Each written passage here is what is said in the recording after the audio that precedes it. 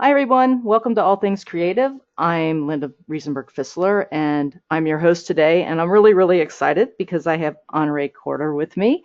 And Honoree is, let me get the next screen up so you can see her. There she is. So Honoree is an author of dozens of books, and we're going to talk a little bit about her creative process and what she has gone through and in her life and how she got to where she is today and all that good stuff. And I just want to go over real quick her bio for those of you who are listening on just the podcast and not watching this on YouTube. So Honoree is the author of a dozen books, including You Must Write a Book and the Prosperous Writer book series, Like a Boss book series, Vision to Reality, Business Dating, the Successful Single Mom book, If Divorce is a Game, There Are Rules, and The Divorced Phoenix. She's also Hal Elrod's business partner in the Miracle Morning book series. She's also a business coach. She coaches professionals, writers, and aspiring nonfiction authors who want to publish their books to bestseller status, create a platform, and develop multiple streams of income. She does all sorts of magic, and I love this comment. So you're a badass, huh, Honoree? That's right. That's right. Yeah. So welcome to the show. Thank you so much for joining us. Thank you for having me. It's a delight to be with you. Yeah, so I just popped up the screen with all your books, but I want to I want to talk a little bit about your journey first, how you got to where you are, because there's a divorce series in there, so I'm assuming you're speaking from experience and Oh, sure. yeah, so tell us a little bit about your journey. I think you probably want me to talk about my writing journey. Yes. Yes, please. We don't need to do personal stuff. So, Sure. Oh, awesome. Well, I started writing books when I met Mark Victor Hansen, who's the co-creator of the Chicken Soup for the Soul series. And he asked me what I did, and I told him that I was very proud of myself, too. I said, I'm a coach and a speaker. And he said, oh, honey, everybody's a coach and a speaker. You must write a book. And then we had further discussion, and I decided to take his advice and write my first book. And what happened to me is sometimes what happens to people that I work with is that they write their book and it becomes their first book because they get the fever. they, they decide that they want to write more books. And that's what happened to me. I just kept getting other book ideas and kept writing my books. And along the way, I write nonfiction. I keep threatening to write fiction, but I have not been able to figure out when I would fit that in with all of the things that I'm already passionately doing. Right. In any event, I wrote about my life's experiences. So my books are a kind of my own scrapbook, if you will, of my life's experiences and what I learned from those experiences. And I would find that as I would go through something, I would figure it out. And then people would come to me for advice about being a single mom or going through a divorce or growing their business or growing their network marketing business or publishing more books. And I just keep writing books on the subjects that I feel like I have something to say that could contribute to the lives of those people who would read my book. Right. So you went from what, like you said, you're not a fiction writer. You're a nonfiction writer. Tell me a little bit. Yeah. Let's start with talking a little bit more in depth with Miracle Morning that you wrote with Hal, and I'm interested in that from the standpoint of there's a book that a lot of my artist friends and some of my writer friends actually have written, and you probably know it. The Art Spirit is a book um, that basically talks about. I have not heard of that. Oh, okay. We check it out because I think you like it. So, but anyway, the Art Spirit Okay. is. Okay. All right. Yeah, it's a book that talks about, setting time aside, like when you first get up in the morning to be creative and really start those creative juices flowing. And it has it doesn't really go into process so much as it deals with like a creative process, dealing with the creative process itself. Um, so tell us a little bit about Miracle Morning in that book series. So the Miracle Morning was written by Hal, and I met him, I don't know now, 4 or 5 years ago now, and I have a personal philosophy, and one of the tenets of my personal philosophy is that if you want something, you have to give it away. And I realized that I wanted more 5-star reviews for my books, and yet as a consumer, a great consumer of books, I will listen to an entire audiobook in every 2 or 3 days. And then I'm also reading 2 or 3 books at a time. So one nonfiction, one fiction book. And I wasn't taking the time to write 5-star reviews when I could, right? So I don't ever write a 3, 2, or 1-star review. I will only write 4 and 5-star reviews. I just figure if I don't have something nice to say, I won't say anything. No, sweet.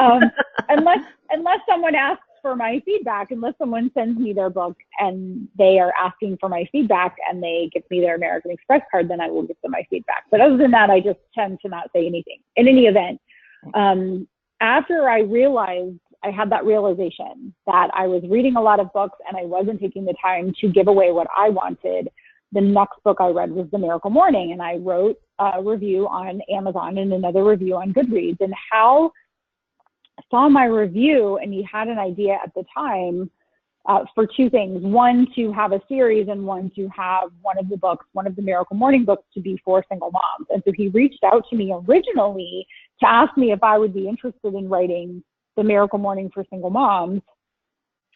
And then secondarily, as we were having our conversation, I have the Successful Single Mom book series. There's 6 books in that series. He realized that I already had a successful series and he wanted one, and that perhaps I was more qualified.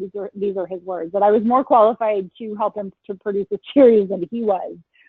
And so we basically got married on our first date. He suggested that we could do the series together, and we drew up a contract that basically said we're going to take it 1 book at a time, and if we like each other, then we'll stay married. And we are about to release 2 more books this year, and we've released 12 so far.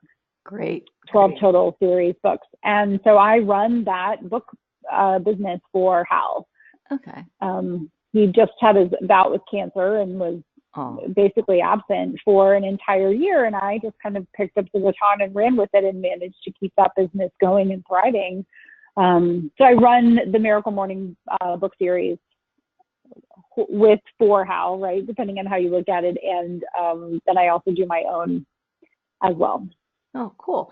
And it's about, basically, I'm assuming that, getting up every day and making things happen that you want to make happen, right? I mean, that's the miracle, right? Right. So yeah, the miracle morning is comprised of 6 practices that Hal originally went looking for. What are the practices of the most successful people? Okay. And he identified the lifesavers, the silence, which is another word for meditation, affirmations, visualization, exercise, reading, and then scribing, which is another word for journaling. So he came up with this acronym, the savers, and then he assigns an amount of time for each one. So 20 minutes for reading, or 20 minutes for exercise, 5 minutes for journaling, those sorts of things, right? So you can do your miracle morning intentionally first thing in the morning by getting up an hour earlier, because you're not just getting up earlier, you're getting up better. Right. And then the books in the series are catered toward individual groups of people. So we have the Miracle Morning for real estate agents. So it's using the savers, and then also the best practices of the most successful real estate agents, right? We have the Miracle Morning for writers. So we have the savers, and then what do the most successful writers do in any discipline, whether you're a copywriter, a screenwriter, a fiction writer, a nonfiction writer, a columnist, right? Mm-hmm. What do the most successful writers do? What are those practices? And recognizing that most, right, 80-20 rule always applies, I believe, but most people, their best time of day is first thing in the morning.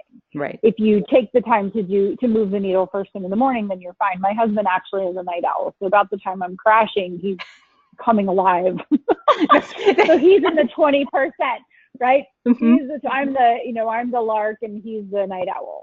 Yeah. The reason why I'm totally fine. Yeah, the reason why I'm laughing is because I'm a night owl too, and I always I'll get up and I'm in your prosperous writers, I think, book group right. on Facebook, and I think we're actually friends on Facebook as well. And I get up and I see you in my news, I see you in my newsfeed, and I'm like, holy cow! And I'm like sitting there at like 9 o'clock going, and she's an hour behind me. How is she doing this? So, Right. So I get up really early. Except today in Texas, we had epic thunderstorms all night long. So hail and thunderstorms and emergency alerts. And so my phone was going off all night long, and it's thundering and lightning. So not today. I didn't get up early today. I got up at 7. I got up at 7 today because I finally got to sleep. But for the most part, I get up between 4:30 and 5 in the morning. And in those first few hours, I do the bulk of my work for the entire day in terms of my writing process, my creativity, those sorts of things. And then the rest of the day is, shenanigans and some other work that I do. right. So, Right. Yeah. yeah. And you have a family, right? So you're raising children and Yep. yeah. So Yep. you're They trying to all want to balance eat that. every day, and they want love every day, and they want clean things every day. So, and all of that takes time. Right, Yeah. right. Yeah. And I mean, it's finding a balance. And that's, it's one thing I guess I've been kind of, I don't have children. I have my husband and I live in Ohio, and so we're pretty free to do what we want and focus on what we want to do and rearrange time. But I mean, I can see that I definitely agree with probably the first 3 hours after I get out of bed is my most creative and most dedicated to my work. So I can see how that falls into place. Tell us about I think I don't know which ones come first, and I apologize for that. Is it the prosperity series that comes first, or the Write Like a Boss, your most recent? Write Like a Boss is my most recent series with Ben Hale. I did the Prosperous Writers series. I started that myself, and then I wrote 3 books in that series with Brian Meeks. So there's 5 books total in that series. And then the Like a Boss series is Write Like a Boss, Publish Like a Boss, and Market Like a Boss. So Ben is a very successful fiction author, and I'm a successful nonfiction author, and we have what we call our coffee and conversation in book form about how to own and run your book business. Okay, I didn't catch. What goes into that? Okay, I'm sorry, I didn't catch the fiction writer. Did you say Sam? Ben Hale. Oh, done. Okay. And then, so you're looking at that from both this nonfiction and fiction side when you're looking. Correct. Oh, great, yeah. Great. Because that's one of the questions I was going to ask you. I'm a fiction writer, and there doesn't seem to be a lot of support out there that I can find for nonfiction things. So tell us, and I know I have a lot of nonfiction writers who are kind of following me. So tell us more about that joint writing that you've done. That's the Prosperity for Writers? Is that what? So I did Prosperity for Writers. I did the first book in that series, the first 2 books in that series myself, and then I wrote with Brian Meeks 3 books in that series. So we did the Nifty 15, the Prosperous Writer's Guide to Making More Money, and the Prosperous Writer's Guide to Finding Readers. Okay. And then with Ben Hale, most recently, I did Write Like a Boss, Publish Like a Boss, and Market Like a Boss. And Brian Meeks is also a successful fiction writer. So all of the books, all of my books except about writing, except for You Must Write a Book and I Must Write My Book, those are specifically for predominantly for business people who want to write a book that will position them as the expert in their field. But the other books are all for fiction or nonfiction. Okay, cool. So let's talk a little bit about creating a platform then, if we can, because it seems like a kind of a natural flow. Sure. So tell us, number one, in your mind, what does creating a platform mean? And number 2, how would one go about that? And if you could, I know you're mostly nonfiction, but you have your fiction friends. So if you could throw some good advice that way too, that would be great. Sure. So in my mind, creating a platform is creating a position that people understand, like they understand what it is that you do, and that lends itself to the right people following you and getting excited about your work, and going from I don't know you to I know who you are, to I like you, to I love you, to I'm a fan, to I'm a super fan. And a super fan is someone who would buy anything that you do. They're excited about anything that you do. So creating a platform is a mechanism to go from you're a complete stranger to you're a super fan, and You'll buy anything that I sell you. Mm-hmm. You'll read anything that I write. You'll attend anything that I put out. Right. I think the elements of that are, in no particular order, but in a particular order: authenticity, consistency, persistency, being approachable, and being good at what you do. Writing specifically for writers, but writing books, articles, or stories that people love to read, and they can't wait to read the next thing. That once they get into your universe and they discover you and they discover your universe, they can't wait to go to the next thing. What's the next thing? Right. So every single book that I've written, every single book that you've written is a point of entry for a complete stranger. Mm-hmm. They stumble upon you because generally the number one way people find a book to read is through recommendation. So they stumble upon you because they're recommended the book somehow, even if it's through an Amazon ad, right? Amazon's recommending the book, or a friend is recommending the book. They enter your universe, and you have to make very quick work of, ooh, I could like this person. I resonate with this person. They seem cool, or their stories seem cool. Their characters seem interesting. So every so often I'll discover a new author, and as soon as I discover that new author, I'm hopeful that they have a series. It's like watching a new show on television, right? When the show ends, when the season 1 ends, you're like, oh no. Right, exactly. I really wish network television would become more like Netflix, where they would just say, bam, here's the season, instead of every Tuesday at 8. Right, exactly. Yeah. Yeah. So as a writer, you are looking for your avatar, which is, an avatar is another word, is the term for your ideal reader. So who is the person that you're writing your book for? Who are they? What is that person? What does that person look like? What are their preferences? What do they like to read? What are they looking for? If you're writing nonfiction, what is the problem that you're solving? If it's fiction, then what's the story that they want to read? Mm-hmm. And then continuing to put out that content and getting better and better and better with everything that you produce. Right. Yeah. Great advice. Great way to lay that out. I think that is probably the most concise way that I've heard platform described in all of my podcasts. So thank you for that. And the series, the series comment that you made is really interesting too, because you're starting to see even like network television now with their on-demand stuff. So you can wait to the end of the season. Of course, you're waiting forever for that to happen with network TV. Correct. But yes. you can sit down and binge it if you don't want to watch it every Sunday at 9 or whatever the time is. But and then the interesting thing with Netflix is, and of course you have to understand, and I've interviewed movie producers, and I have a friend that's a director that I've interviewed before, and they come into these series and you get exposed to them and you get yanked in and you start binging them.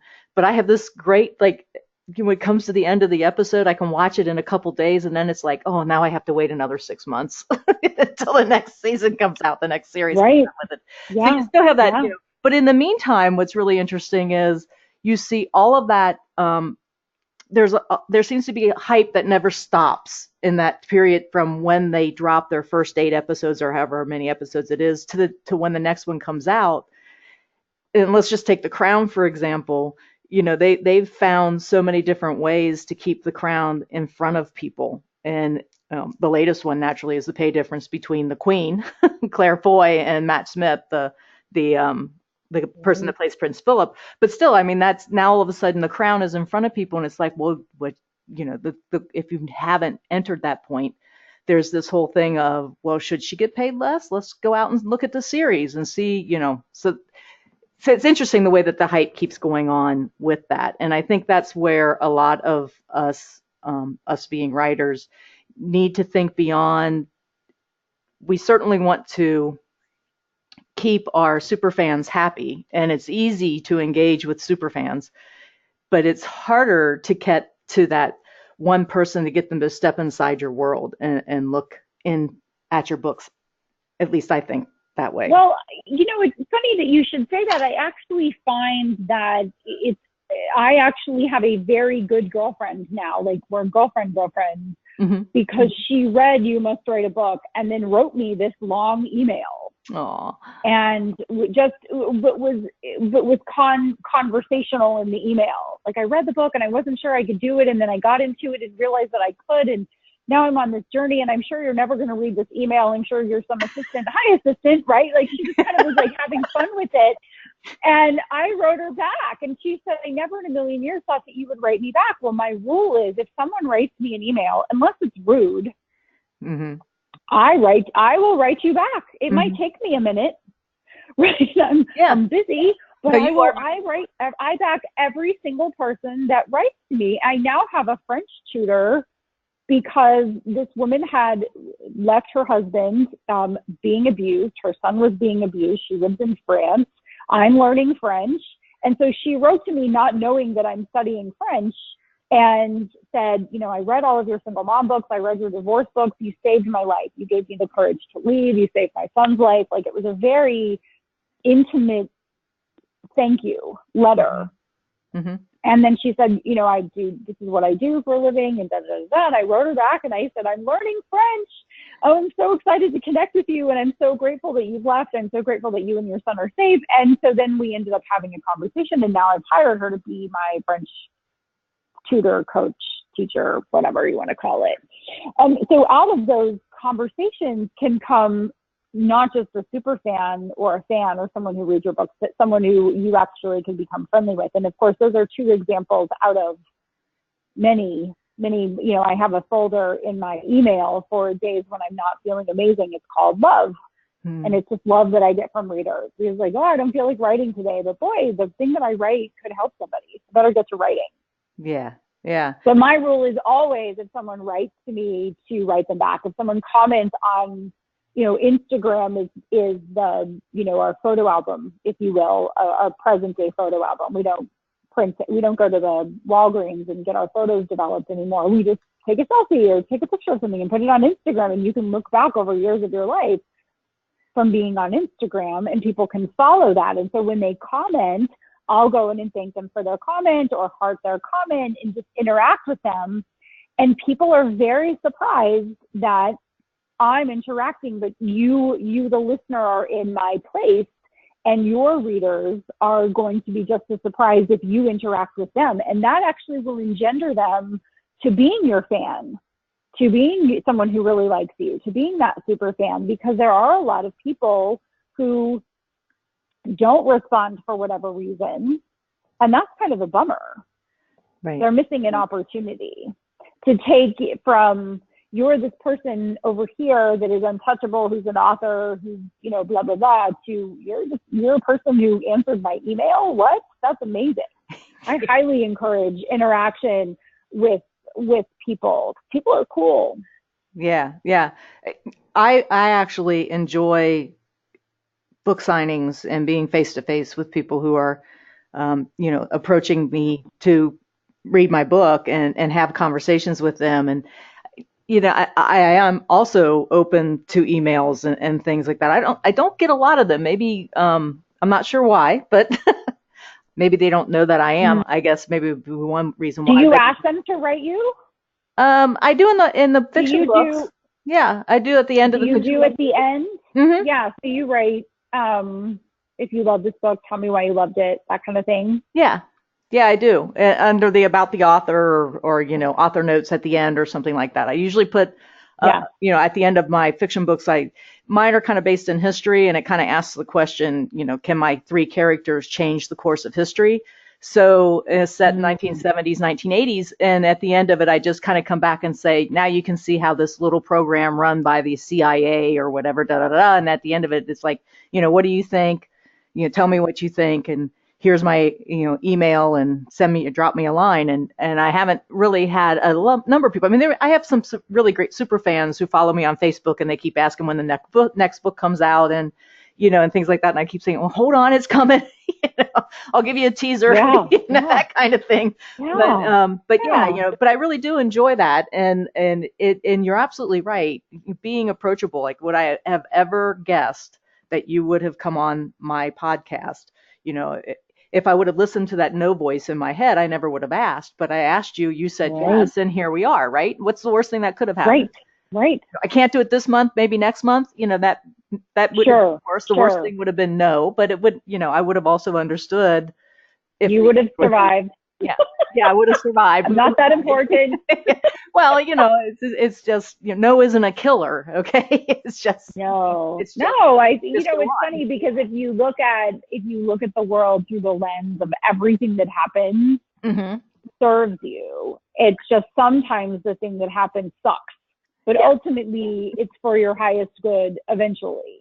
So yeah. I can look back at my divorce, which when I was going through, it was the worst thing in the world. And now I look back and I'm like, oh, I got 10 books out of it. I have an awesome husband now. Yeah. so, so it's not so bad. It Yeah. actually turned out fine. Right. Yeah. so, It's that. um, Go ahead.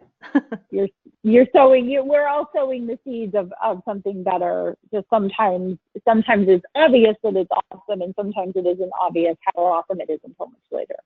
Exactly. And what I was going to say was it's like that old adage of, when the door closes, the window opens. You just have to look around and see, what that path is, and just, open that other door and walk through it. And yeah, looking back, hindsight's always 2020. That's for sure. Yeah. So let's talk a little bit about what you're doing now. Are you writing another Like a Boss book, or? So I'm writing a book called Stop Trying So Effing Hard. Lovely. That's what I'm working on right now. Well, and I really kind of struggled with the use of the swearing word, because I tend to swear sometimes more than others, but not generally in public. And I watch people twist themselves into a pretzel trying to become what they think they're supposed to be in order to get the thing that they think they're supposed to want. And I have a philosophy that's a little bit different than that. And almost everyone I talk to is signs up to be the first reader. Like, I really want to hear what this book is going to say. So that's what I'm working on. My daughter's graduating from high school in 2 months' time, and then we're relocating from Texas to Nashville. And I got approached to co-author a book yesterday, and I'm not going to take that project on, but I have the Like a Boss series that's out there, working on some Miracle Morning books, and then we'll see what happens. Okay, so you work on multiple books at a time? Well, I don't write the Miracle Morning books. I produce them. Okay. So I work with the co-authors to produce the book. So someone else is writing the book, and I'm the quarterback and the team captain and the coach Okay. of that team. Yeah. I'm only writing one book right now. Okay. Well, you say like you've written more than one at a time. And I'm only curious because it's like I can only write one book at a time. Although my free writes, I'll just keep them going, continually. So then I'll pull scenes out that could be Sure. used in the second book or the first book, but that's all still one theme, if you will. I find it really hard to try to work on two different things at the same time and be in that creative space for each of them at the same time. And I'm just Sure. curious, are you the same way, or are you able to split them? I can work on multiple. I'm able to work on multiple projects at a time. Sometimes it's nice to be in something and feel like I have reached the end of that creativity for that particular project on that day, and then have something else to work on. Okay. So I do group coaching. I'm working on a group coaching based on You Must Write a Book. I do some coaching for a direct sales company because I have a background in direct sales. So I'm doing some like traditional business coaching for a company. I'm working with professionals who want to have their own book. So I just helped 14-time World Series of Poker champion Phil Hellmuth write his book Positivity, and we got that published a couple of months ago. So I always have my fingers in a lot of pies. No 2 days are the same Oh, for me. I like it that way. yeah, that's exciting. Yeah. Yeah. So, I'm going to ask you a question, and if you don't want to talk about this, just say that, and we'll move on. But I Sure. noticed that you, Okay. it's, and don't get scared. It's not that big a deal. But I noticed that you have a link on your website, and I'm going to pull up the picture of your blog now. But and we'll come back to the blog in a second. But there's a thing about an Amazon affiliate disclaimer. You have a link to that. You have a really Mhm. good, I think you have a really good working relationship with Amazon and I do. an affiliation and things like. Talk about that. Talk about how that, if you could tell us how that started and how that works. Well, I don't know how it started. Amazon, I don't. Like Amazon picked me from out of all the people that could have been chosen. I'm not sure how that happened. They reached out to me and originally because they were having a breakfast in New York City for the purposes of spreading the word that KDP was a platform on which many people could publish their books. Okay. And when I got invited to that breakfast, I asked them what was the purpose of the breakfast. It was for media. They invited traditional and online media to come. So Forbes and Fortune and lots of different bloggers and writers and those sorts of things were there to interview. There were 5 of us. There was James Altucher, Pat Flynn, Hal Elrod, and myself, and Guy Kawasaki. And so there were 5 of us. I was the only woman, so that was kind of fun. And so I said, what's the purpose of the breakfast? And they said to raise the profile of KDP and that we want more people to write and publish books on Amazon. And what they wanted to do at that breakfast was feature each author's most recent book. Okay. Except that my most recent book at the time, I think,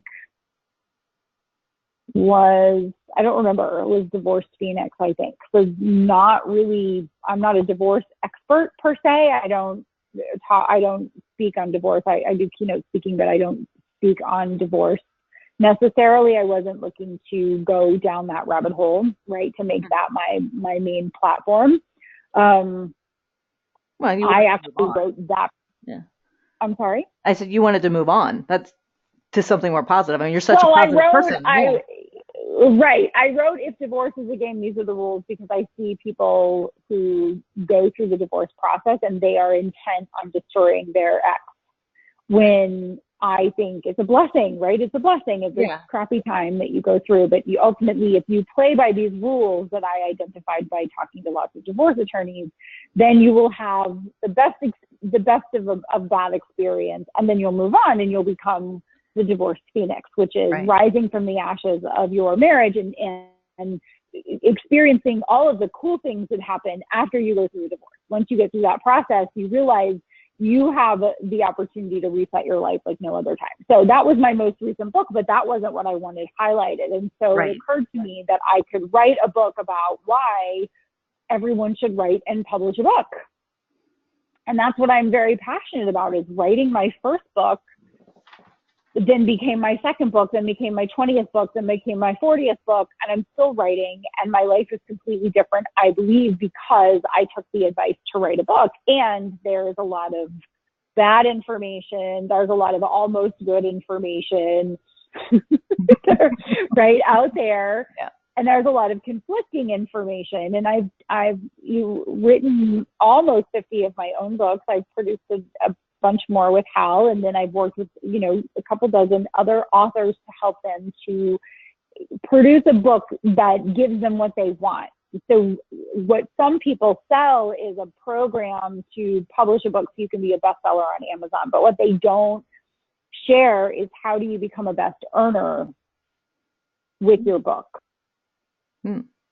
Not only on Amazon, but on multiple platforms. In other words, I don't want to be an Amazon bestselling author for 1 hour in my obscure category. Neither do you. Neither do most of the people listening. But there are a lot of programs directed at people that say, oh, you just write this book. It'll take you 15 minutes. Just get it out there. And then you just have mailbox money forever. That's not exactly true. I wanted something that was very powerful and simple, but detailed in its approach to how someone could actually write and successfully professionally publish a book and earn money from that book for many years to come, and help them to get increased recognition, raise their fees, right? You get all of these really cool bonuses from being an author, right? You can raise your fees and you have brand recognition and you are the authority because you are an author, blah, blah, blah. All of the things that you already know. Mm-hmm. So that's why I wrote You Must Write a Book, and Amazon liked that. They were happy that one of the 5 of the panelists had that idea to write a book of that nature, and have been very kind in, still, it's been a year and a half since that breakfast, it was October of 2016, have been very kind about promoting that book on my behalf and putting it in front of people because they felt like it was a quality product. But basically how my relationship with Amazon works is they ask me to do something and I say, yes, please, thank you, may I have another? and that's how it works.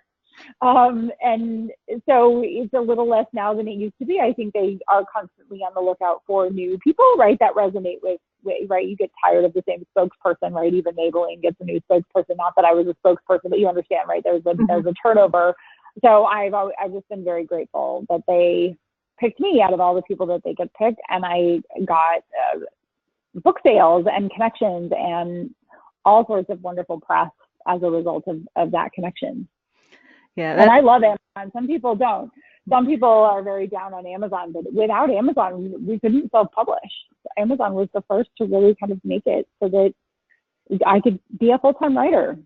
Yeah. It's some folks have a love-hate relationship with them. I actually are somewhat exclusive with Amazon only because I spend less time. They're the biggest retailer around, on the web. So I go there, I manage everything through them as far as my books and everything being available, create space, creates the paperback, all of that goes on there. Everything is so great, so easy.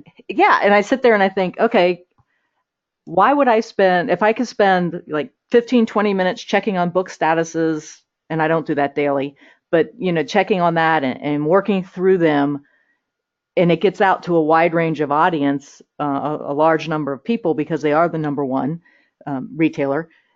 Why I always ask my question, why would I spend 15 to 20 more minutes on every other platform that's out there that may not be selling as many books as Amazon will sell for me? So correct. I'm with you on that. Yeah. And then of course there's the argument of, but there's also people who absolutely hate Amazon and will never shop there, and you're missing that diagram, that demographic. And I just always ask the person, well, if you can tell me that demographic is bigger than what Amazon has, you might get me interested. So, right. Until that time, for sure. Absolutely. Yeah. So in everything that you're doing, you also have time to write a blog. So, and I have a little screenshot up, and it has your last one is March 14th. So you still actually put blogs out on, it looks like a maybe 2 to 3 week basis, I guess. I'm looking at the last 3 one. Every 2 weeks. Every 2 weeks? Okay. Yeah. Every 2 weeks. Yeah. Every 2 weeks or so. It just depends on when it's spring break and am I, what's happening. I have a regular schedule, right? My list expects emails on a pretty regular basis. I have several lists actually. So I have a list for Honoree as a whole, right, which is from my business coaching days. I still email those people, even though I don't do as much of that anymore. I have a very large list. I stay in touch with them. And then I have the Prosperous Writer list, and then I have the You Must Write a Book list, because those are not the same person in my head, right? There's a little bit of crossover, but they're not the same person all the time. They're not the same avatar. So I create content for those people, but I have a system for creating my content. And once I've created a certain amount of content, then I reuse that content. I repurpose that content. So I'm not having to write as much fresh content now as I used to. Right. Yeah. So is writer block real, or is it not real? Not for me. Not for me. I developed a belief. I listened to Dan Kennedy talk years ago, before I was ever a writer, Linda. I heard him talk about how he needed to produce X number of words in a month's time. And his belief was when he sits down to write, the words flow effortlessly through his fingertips. And I thought, well, that's pretty smart. I'm just going to take that on. And I've not ever experienced writer's block. I think our subconscious mind is very powerful, and I think we can program our subconscious minds to do pretty much anything. I have studied different philosophies and different books, and science. Neuroplasticity is something that's very interesting to me, and you really can say something to yourself enough that yourself believes it, your inner self. And so I don't experience writer's block. When I have a chance to sit down and write, I write, like almost on command. But I believe that's because I have that belief. Yeah, but can you tell like I'm arguing in my own mind about this? Yes, yes, it's But okay. yeah, It's okay. yeah, everybody does. But it's kind of interesting is I think the closest I have ever come to a writer's block, because I'm an artist and a writer, was when something happened. My husband had an accident on his bicycle, and all of my attention had to go into making sure that he recovered and recovered to 100%. And but basically at that point in time, it's like, go away, characters, don't talk to me in my head. I have other things I have to do. But that wasn't really a block to me. I mean, when I sat down to start writing again, I opened up Word to start doing that, and it was just like, I'm not going to worry about where I am on the current book. I am just going to sit down for the sake of writing and write. Whatever comes out comes out. And so I don't look at it as a block. And it's not like, nobody's ever going to see this except me. So I start typing, I start writing, and whatever comes out, whatever the characters are saying to me in my head, that I went in and I just typed it out. So that was, I mean, if you want to call that a block, if you want to call that an excuse, go ahead.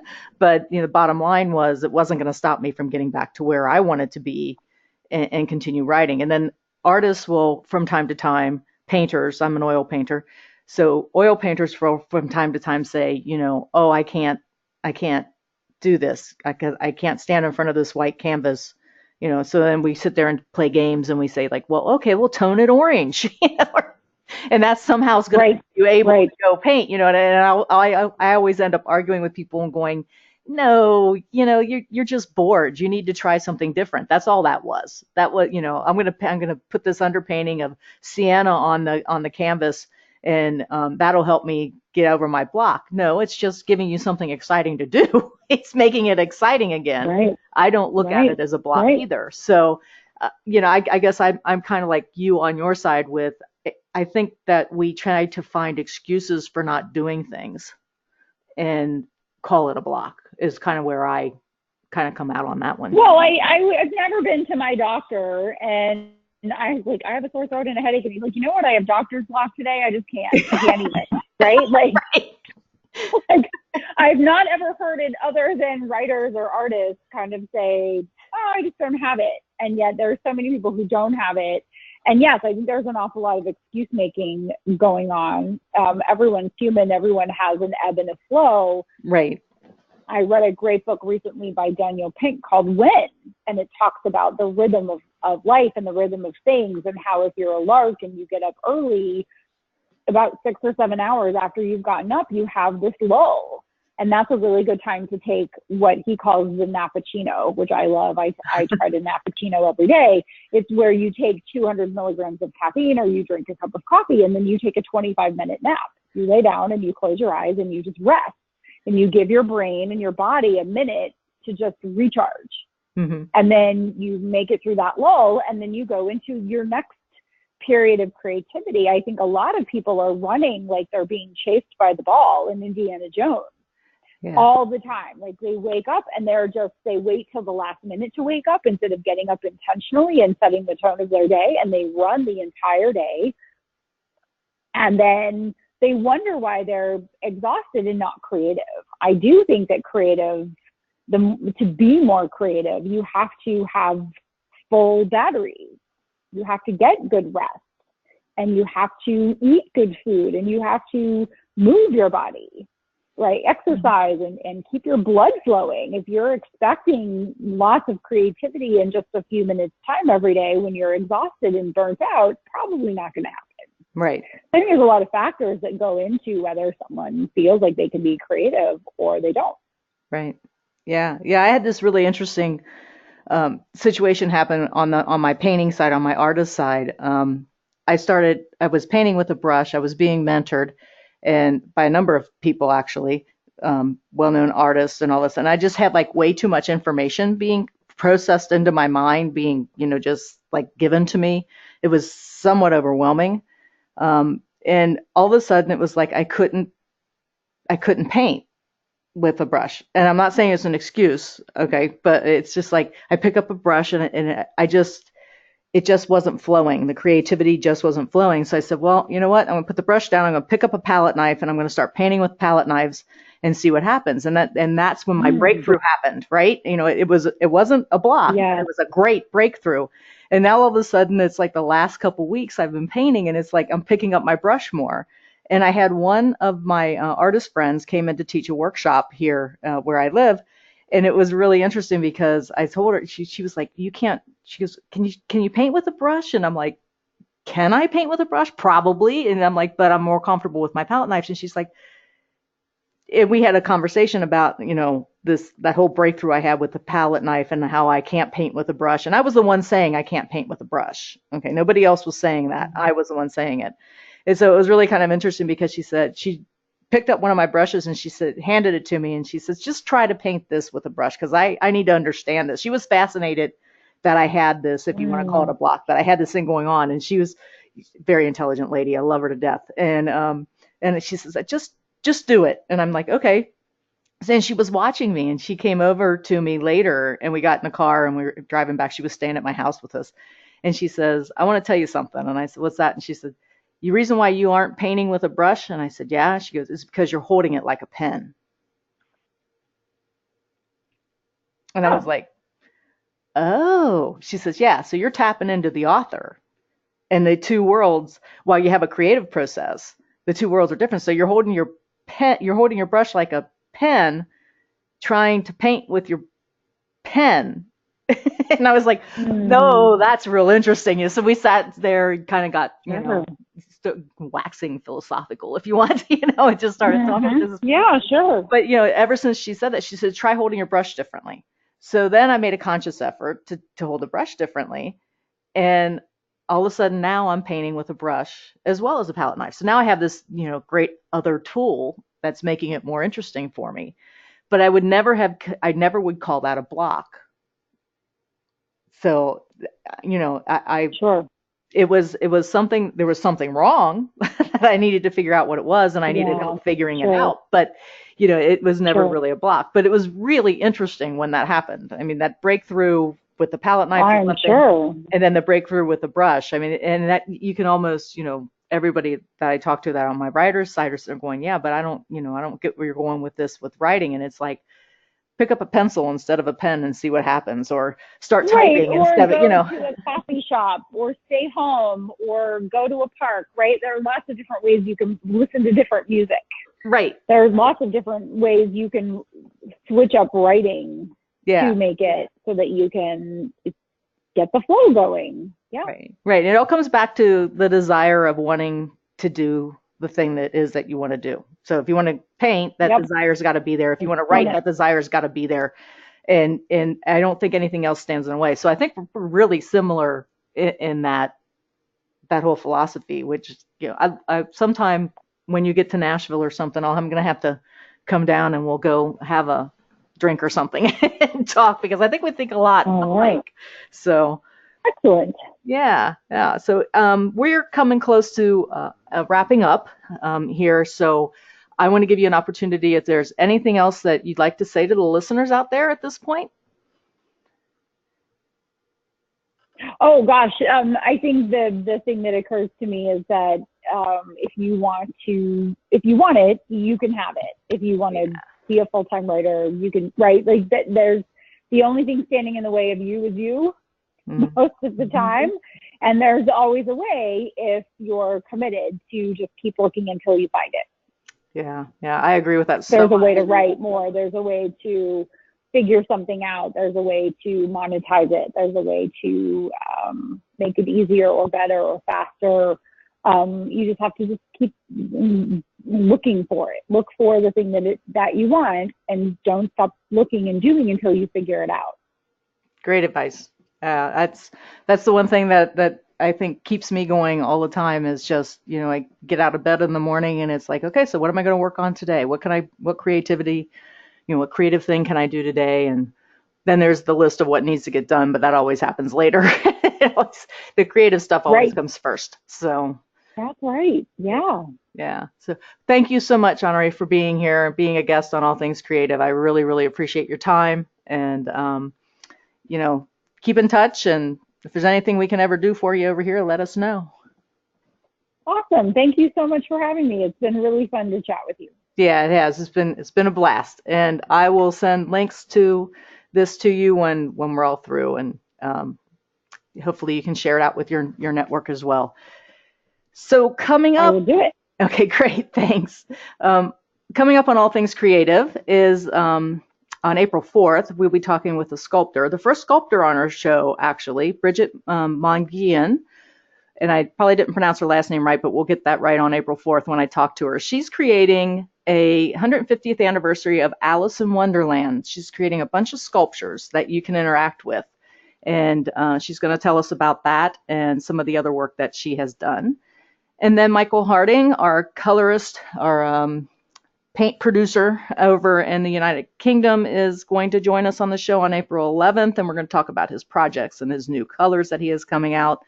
And then Mary Castillo will be joining us. She's a writer, and she has a unique way of reaching her readers using a podcast and some other unique things that she does. And she's going to come on the show on April 12th and talk to us about that. So again, thank you, Honoree, and thank you for being here and all you do. So I really appreciate it. Thanks so much. Okay. Bye, everyone. Take care.